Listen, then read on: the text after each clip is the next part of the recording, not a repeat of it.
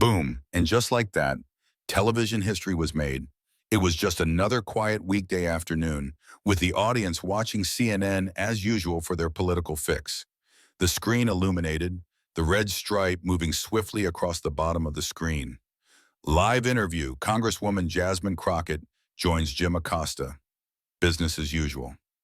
But what began as a typical political roundtable soon turned into one of the most memorable live TV experiences in years. Jim Acosta, a veteran CNN anchor known for his brash interviewing technique, was seated confidently at the news desk. He was recognized by viewers for his aggressive questioning style and demanding approach. He was well accustomed to creating controversy or sparking confrontation. Fans had grown used to his interviews being high-drama affairs that often bordered on confrontation. But today, Jim was unaware of what lay in store for him. Enter Congresswoman Jasmine Crockett. She sat on camera in her home office wearing a crisp blazer that complemented the gravity in her eyes. The moment she was live on camera, the dynamic shifted. You could sense it. This wasn't some standard politician getting asked tough questions by a reporter scenario. No, this was big leaguer battle, and one of them came to fight. From the get-go, Crockett seemed on a mission. The standard courtesies at the beginning were made, but there was a difference. You could tell by her stance. Her posture was straight and confident. Her eyes were intent, not unfocused, not jittery, but steady and sharp. She smiled, but the smile didn't say play nice. It said, let's just get on with this. I'm ready. And then she uttered the first sentence that would set off social media. Let's not play games today, Jim. That was all it took. Those words, spoken with the accuracy of a pinpoint, shifted everything. The tone, the pace, the dynamic in that interview.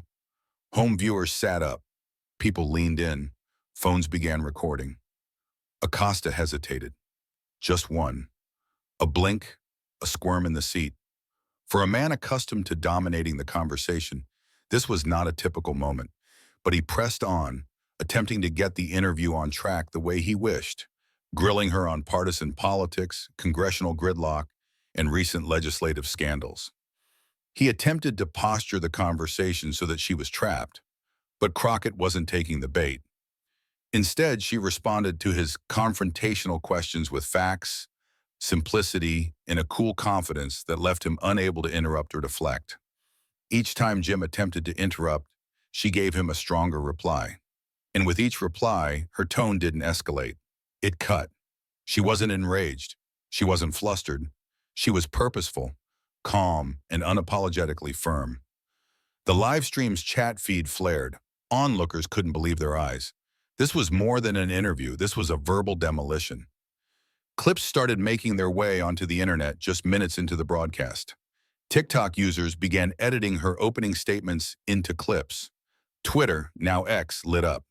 Hashtags such as hashtag Crockett goes off, #CNN showdown, and hashtag Acosta ambushed started trending across the country. Political pundits on both sides of the aisle began retweeting the segment, gobsmacked at the on-the-noseness of what they were watching in real time. But what really made this even more impactful was how Crockett handled the pressure. Most politicians, when pushed to the wall by a hostile host like Jim Acosta, become defensive. They deflect. They stumble. They revert to talking points. But not Jasmine. She didn't merely stand her ground. She pushed back twice as hard. She turned questions around, questioned assumptions, and challenged media bias, not by shouting or pounding the desk, but by calmly revealing the holes in Jim's story. At one moment when Jim had suggested that she had ignored the facts in a recent vote, Crockett leaned forward ever so slightly and said, Jim, the facts haven't been ignored, they've just been misrepresented. And frankly, I expected more accuracy from you.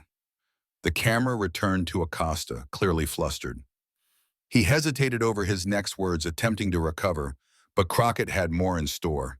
She turned the tables, brought attention to actual concerns, housing, healthcare, gun violence, and set to educating Jim on the distinction between performative media and actual policy activism. And here's the part that really hit a nerve with viewers. She did it without being arrogant, without being disrespectful, and without screaming. Jasmine Crockett just took apart Jim Acosta's strategy with facts, grace, and control of the room, even though she wasn't sitting in the studio. In the meantime, producers were working behind the scenes. The control room was said to be in disarray, debating whether to axe the segment prematurely, steer the subject in a different direction, or simply let it run its course. But it was too late. The moment had gone viral, and there was no turning it back. By the time the interview was over, even Jim Acosta's face told it all.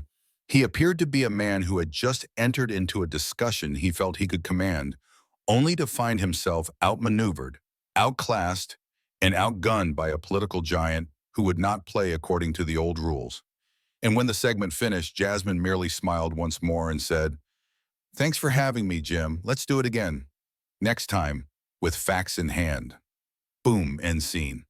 That was the instant that solidified the interview in a contemporary media history. That's how it began.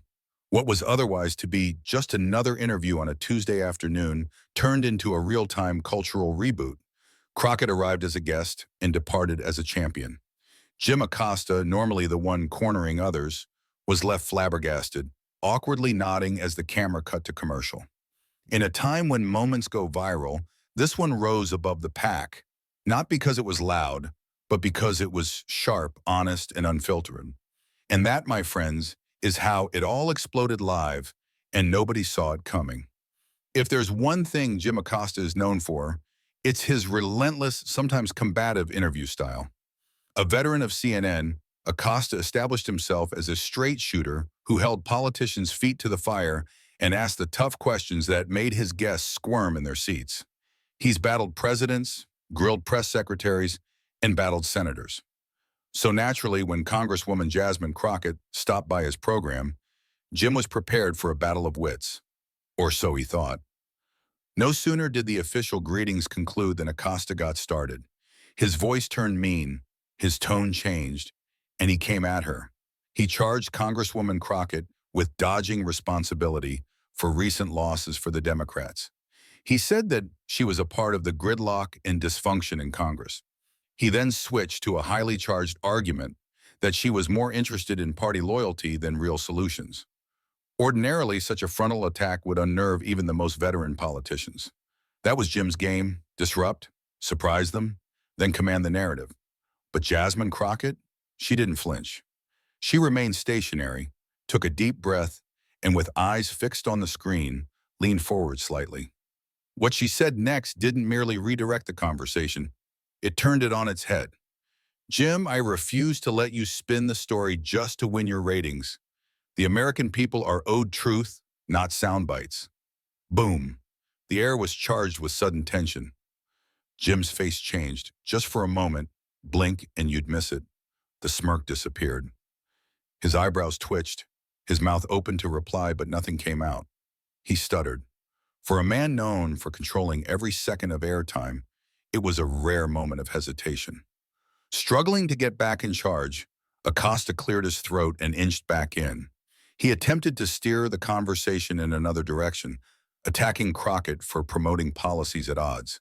He launched buzz phrases, contradictions, mixed messages, public confusion. He suggested she tweeted one thing and did another on Capitol Hill. His objective was obvious: ensnare her with contradictions. But Crockett was not stepping into any trap. With scalpel-like precision, she replied. Not emotionally, but in fact. She started to recite legislation, citing committee hearings, and repeating verbatim dates of her votes. She cited the Affordable Housing Accountability Act, which she co-sponsored and voted for, and then cross-checked it with comments Acosta alleged were contradictory. "Jim, if you're going to quote me, at least do it correctly. I was speaking in opposition to the procedural stalling, not the content of the bill. That's a distinction you conveniently avoided." Jim attempted to get a word in edgewise. She wouldn't let him. "And while we're at it," she went on, "I'd be delighted to take your viewers step by step through the roll call votes. I have them right here." She waved a printout under his nose, receipts in hand. This wasn't political posturing. It was a lesson in cool in the face of intense fire. Acosta once more attempted to interrupt, but Crockett held her ground. She spoke a little louder. Not with anger, but to be clear. Her tone was firm, not aggressive. And the message was clear. I'm not here to be bullied, and I came prepared with facts. By now, the interview had gone off script, at least from Acosta's perspective. He seemed visibly irritated, glancing off camera as if looking for cues from producers. But the damage had already been done. The tables had turned, and Jasmine Crockett was now leading the segment. What made this moment all the more compelling was the way Crockett turned each question around on Acosta, not only revealing the defects of his arguments, but even revealing defects of the media strategy itself. You question about chaos, Jim, she replied. But where was this haste when the Republicans were standing in the way of food stamps? Where was this responsibility when women's reproductive rights were taken away overnight? I'll respond to your questions, but first, I want to know why some subjects only come up when you can use them as a gotcha moment. The crowd blew up on social media. Live chat reactions poured in. People typed responses such as, "She's devouring him alive." Crockett brought her homework. Acosta brought ego. I've never seen Jim look this shook. On Twitter, viral clips of the exchange were already circulating. Some accounts posted side-by-sides of Acosta's face before and after her replies, his confidence melting as Crockett took the reins. Commentators and influencers from all political backgrounds chimed in.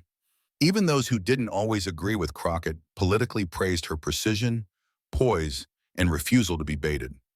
Acosta, sensing he was losing the spin war, made one last desperate attempt to shift gears. He spoke softly and attempted to get back on neutral ground, saying, "So, Congresswoman, what's your plan to restore faith in government?" But Crockett wasn't going to let him nicely finish after slashing away previously. Faith in government isn't going to be rebuilt through interviews like this, Jim. It'll be rebuilt when leaders quit caring about headlines and actually start producing results. And when reporters quit treating heavy-duty work like reality TV. The slap hit home. Acosta appeared dumbfounded. He produced a tight smile, one of those, "I just got singed, but I have to remain professional" sorts, and launched into the closing of the segment. "Thank you for your time, Congresswoman." "Glad to be here," she replied, smiling and radiating a clear message of, "And I won." What was intended to be a trap became a triumph.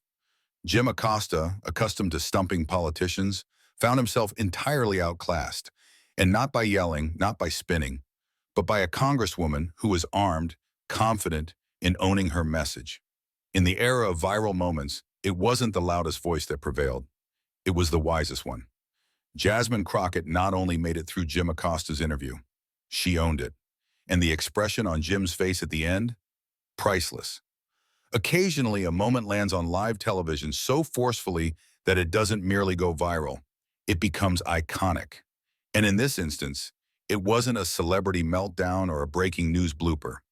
It was something rather more dynamite, a political mic drop so clean, so crisp, and so impeccably timed that it brought millions to a halt.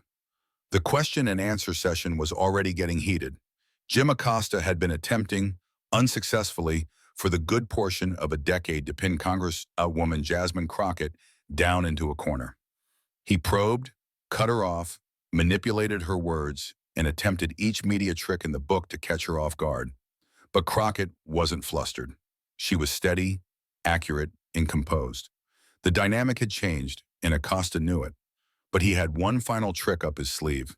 Slouching back slightly with that characteristic smirk, Acosta attempted to deliver one last insult to get back in control. His tone was smug and self-satisfied, like viewers had learned to expect from his most confrontational clips. "So you're saying you're above criticism, Congresswoman?"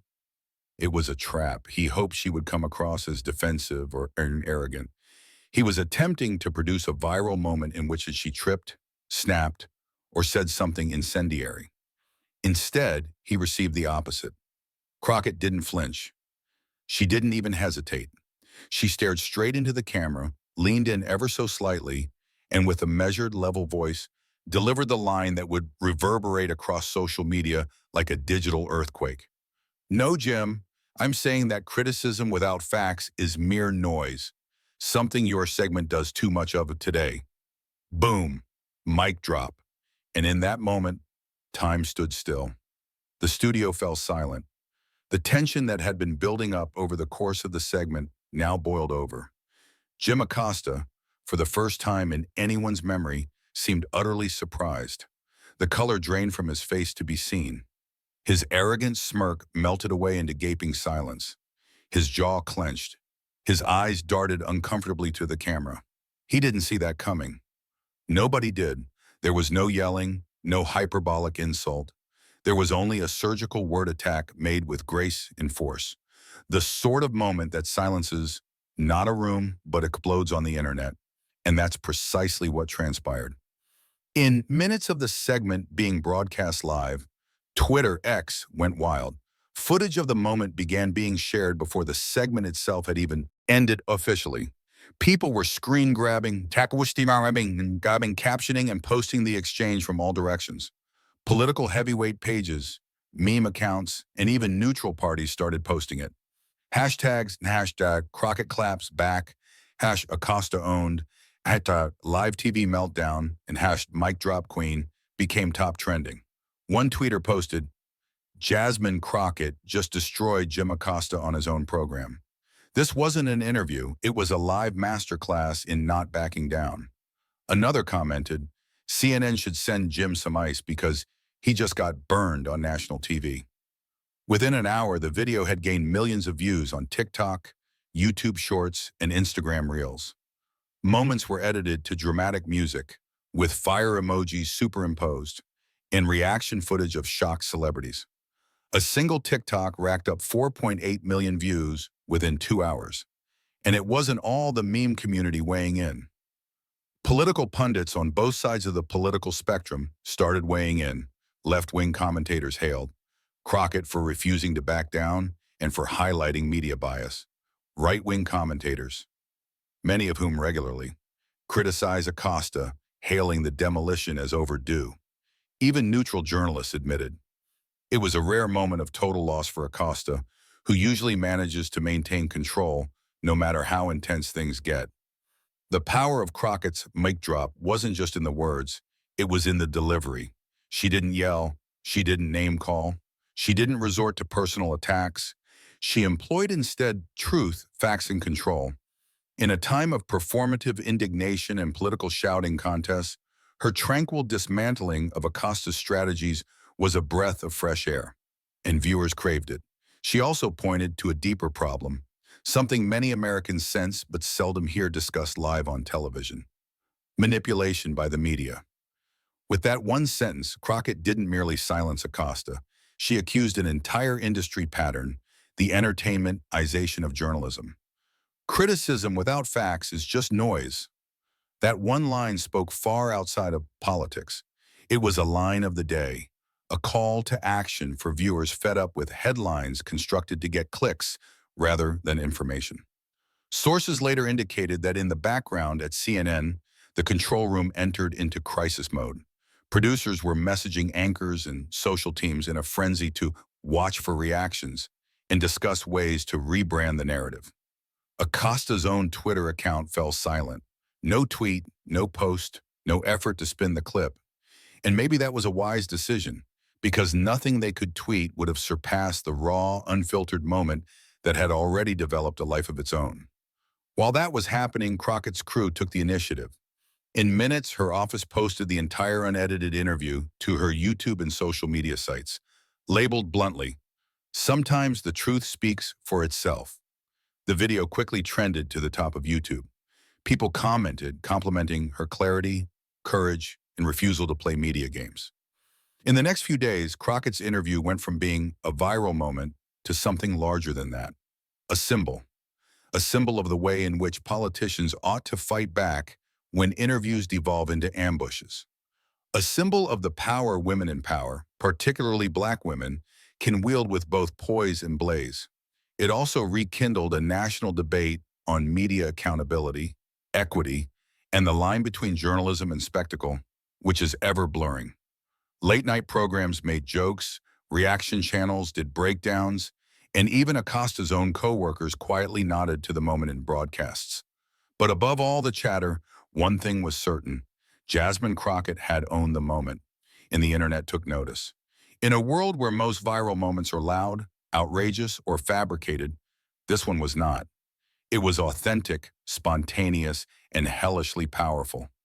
Congresswoman Jasmine Crockett didn't have to yell to be heard. She did not have to bang on the desk or march off set. All it took was one sentence, informed by facts and conviction, to shift the discourse. And as for Jim Acosta, he requested criticism. He received a legacy moment instead. There are times in the media when a person doesn't merely win an argument, they entirely reimagine the rules of engagement. That's precisely what Congresswoman Jasmine Crockett did in her now famous confrontation with CNN's Jim Acosta. Her performance wasn't boisterous, it wasn't gaudy, no yelling, no attacks on her person, no low shots. Rather, what was so profoundly remarkable about her takedown was her absolute control over tone, content, and command. Crockett didn't play defense, come to play. She arrived to claim the room, and claim it she did. While Acosta arrived armed with aggressive questions, loaded rhetoric, and an obvious agenda, Crockett arrived armed with facts, simplicity, and an even keener edge, calm. Each time Acosta attempted to pin her down, she quietly redirected. Each time he misrepresented her words, she clarified them with proof. And whenever he attempted to redirect the debate to titillating headlines, she circled back to the issue that really counts, the American people. That's what made the moment so memorable. Crockett didn't merely endure a combative interview. She took it as a chance to discuss the actual problems that face regular people. She talked about congressional dysfunction, condemned partisan finger-pointing, and faulted the media spectacle that all too often derails serious conversation. And then she delivered the line that changed the tone of the whole segment, perhaps even the whole day. This is not Republican versus Democrat anymore. It's about leaders who actually show up and get the work done, versus those who play on TV for a round of applause. One sentence, but it was full of revolutionary weight. That line struck like a bolt of lightning. It was blunt, nonpartisan, and painfully candid. It resonated with a mounting frustration shared by millions of Americans, particularly younger audiences and politically independent viewers, who are fatigued by the performative pandemonium of both politics and media. Let's dissect it. While Acosta seemed frazzled, sometimes combative, and clearly agitated that he could not control the exchange as he usually does, Crockett was calm and unruffled. Her voice never broke. She never met anger with anger. She never fell for emotional hooks. She simply kept bringing the discussion back to fact. It was a media masterclass: remain steady, remain factual, remain in control. At one point, when Acosta attempted to fault her for feeding into political polarization, she deftly responded, "I'm not here to entertain division. I'm here to expose it so we can fix it." No screaming, no pointing a finger, simply clarity. You felt the gravity of her words in each hesitation, each sentence. Crockett had performed something that's growing all too rare in political theater today. She spoke like a leader and not a performer. What resonated with so many watchers wasn't merely that Crockett called out Jim Acosta, it's how she did so. She didn't insult him. She didn't belittle him. She didn't even deride him, although she certainly had enough ammo to do so following his gaffes. Rather, she attacked the bigger problem, how the media creates outrage rather than enabling truth. "Too many interviews are about the moment, not the mission," she said at one point. It wasn't an attack on CNN or Jim. It was a criticism of the whole system. She was criticizing the media for prioritizing performative conflict over productive conversation, and she did so while showing us exactly what productive conversation might look like. By doing so, Crockett touched a nerve. And not only viewers observed that, witnesses saw her name trending on political discussion shows, Twitter, TikTok, and YouTube within hours. Political commentators of all stripes weighed in, not only with compliments, but with a real sense of admiration for the manner in which she conducted the entire exchange. What was so impressive about the moment was how bipartisan her message seemed. Though she is undoubtedly a Democrat, her tone for this interview rang with people across a wide range of viewers, including independents, moderates, and even conservatives who are fatigued of the same old media and political tricks. "I don't agree with her politics," tweeted one conservative commentator. But Jasmine Crockett just delivered a masterclass in media management and leadership on the spot. You know a moment has crossed political lines when both sides stop arguing and simply admire the execution. And while Crockett soared, Jim Acosta shrunk. By the end of the segment, his voice was softer, his interruptions had ceased, and his previously confident transitions became awkward and staccato. He nervously chuckled, consulted his notes, and struggled with closing remarks. Once, in an attempt to force some equilibrium back into the situation, he attempted to lighten the atmosphere with a crooked smile and an offhand remark. Crockett did not respond. She was not there to play games. She smiled politely and delivered her last significant statement. "Thanks for the time, Jim. Let's make sure the facts show up next time, too." It wasn't snarky, it wasn't rude, but it landed harder than an insult could. That was all. Game over. Acosta closed, but even the audience knew. He realized he'd lost control of the narrative. Crockett's greatest victory wasn't in embarrassing Acosta. It was in taking back the power of dialogue. She reminded the public that interviews needn't be aggressive spectacles. They can be ways of speaking truth, sorting out facts, and calling out faulty narratives without resorting to theatricality. She reminded the media that politicians are not props for ratings. And above all, she reminded everyone watching, particularly the next generation, how you don't have to scream to get your point across. You simply have to be ready, upright, and unafraid to be yourself. Jasmine Crockett didn't merely win a debate. She scripted the story from beginning to end. She laid bare the fissures in the media edifice without losing her temper. She transcended political pitfalls and presented substance where other politicians offer slogans. And by doing so, she didn't simply wow a crowd, she won their respect. As for Jim Acosta, by the end, he wasn't merely outgunned, he was outclassed. The second the screen went black and the segment came to a close, it was evident. Something seismic had just occurred on live television. But no one, not even CNN's own producers, had any idea just how huge the ripple effect would be. Within minutes, political Twitter X was on fire. Cuts of Congresswoman Jasmine Crockett's bone-crushing takedown of Jim Acosta were going viral.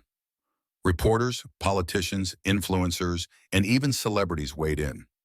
Some were hailing Crockett as composed, others astounded that she was able to keep her cool while being grilled. Even some of the political pundits cracked jokes about Acosta maybe needing to take a vacation after that. But the general consensus was as clear as day. Crockett hadn't simply won the interview. She dominated it, reframed it, and turned it into a cultural moment. Within CNN, whispers started leaking almost at once. Although the network didn't make any official comments on the now viral moment, internal sources said to be from CNN reportedly described themselves as disappointed with how Jim had conducted the interview. One off-the-record remark reported by a media blog summed it all up. Jim's normally more in command. This time he went into the conversation expecting it to go one way, and Crockett turned it around on him. Producers, camera operators, and studio personnel were privileged to witness the second Acosta lost his footing.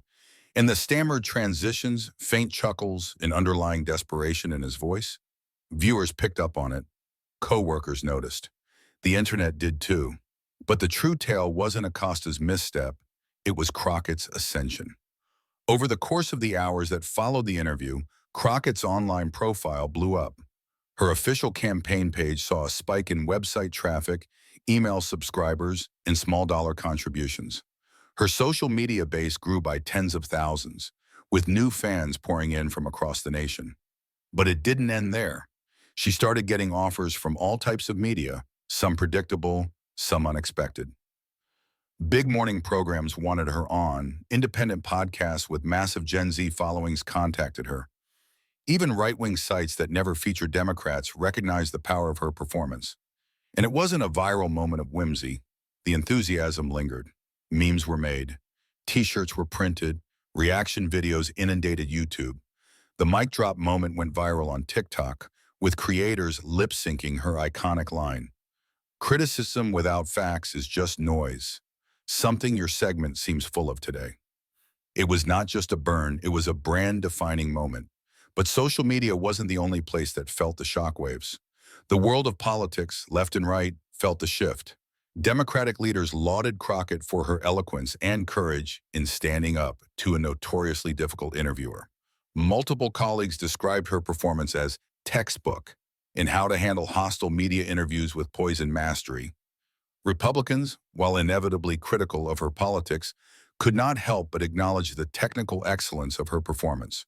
Some conservative commentators even conceded, "I disagree with her policies, but that was a tactical masterclass." Jim Acosta was out of his depth. It was the sort of moment that cut across partisan lines, not because it was politically neutral, but because it showed excellence in a way that went beyond ideology. Meanwhile, political commentators started employing the moment as a study case in campaign messaging. It was written about. Media professionals dissected it frame by frame. Communication professors were already incorporating the clip into their course lecture materials. Jasmine Crockett wasn't going viral. She was making history. The moment also triggered a wider debate on media responsibility. Crockett had uncovered a truth many Americans already suspected, that contemporary political journalism all too frequently prioritizes drama over substance. Her deconstruction of Acosta's story revealed how some interviews are less about seeking out the truth and more about creating viral headlines. An article in The Atlantic entitled, "When the Interviewer Becomes the Story," delved into the repercussions at length, observing, "What made Crockett's entrance so forceful wasn't what she said, but how she caused the audience to question the very format of television news." Media watchers and independent news sources pounced on the opportunity to decry the interruption-prone, show business style of anchors, such as Acosta. Crockett's quote, "Criticism without facts is just noise," became a call to arms for a return to actual journalism. And what of Jim? In the past, Acosta has defended his interviews on the internet, tweeted follow-ups, or even answered criticism head-on. But this time, nothing. No tweet, no post, no clarification. Absolute silence. For someone who is so active on social media, particularly after confrontational interviews, his total lack of response was deafening. It was as if the moment had blown over even his capacity to spin it. Some insiders say Acosta was told by CNN's media relations folks to write it out. Others believed he just didn't know what to say without fueling the outrage.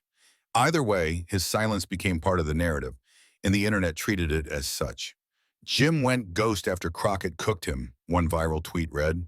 Even Wi-Fi signals are more powerful than his reply, another joked. But beyond the memes, donations, and retweets, something greater arose. A renewed public respect for leadership in the face of adversity. Crockett demonstrated to viewers that it's possible to be firm, remain calm, and take on misinformation without becoming part of the storm. She demonstrated that strength isn't merely being the loudest voice, it's being the clearest voice. She reminded millions that political leadership does not have to be shouting matches or partisan fury. It can be standing your ground, telling the truth, and not allowing yourself to get manipulated, even by an old pro. And in the end, Jasmine Crockett didn't just stand her ground, she turned the entire script around. She turned a potentially hostile interview into a platform. She transformed a media trap into a moment of triumph. And in doing so, she delivered a wake-up call to both politicians and journalists. Substance matters, facts matter, and poise still wins. As for Jim Acosta, his silence was his statement. And the expression on his face in that iconic moment, that went viral, a warning sign, and a lesson all in one. Because in that interview, the cameras recorded something more than a political showdown. They recorded the transfer of power and the emergence of a new type of leader. This viral moment wasn't entertainment, it was a turning point. In an era of political spin, sound bites, and gotcha journalism, Jasmine Crockett demonstrated what happens when a leader is prepared, remains authentic, and won't back down. And Jim Acosta? His responses, perplexed, trapped, and speechless, are now cemented in the halls of internet history. Because when truth is louder than drama, even the most skilled anchors can be humbled, live, and uncensored.